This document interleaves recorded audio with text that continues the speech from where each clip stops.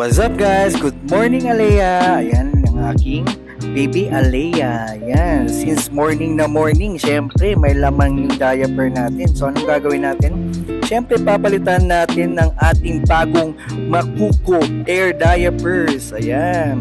Tingnan nyo naman kung gaano kaganda yan guys. Mamaya akala nyo siguro hindi ako marunong mag-change ng diaper, no? Di porket marami akong tato. Tingnan nyo yan. Oo, di ba? Di ba? Ganyan dapat maglinis.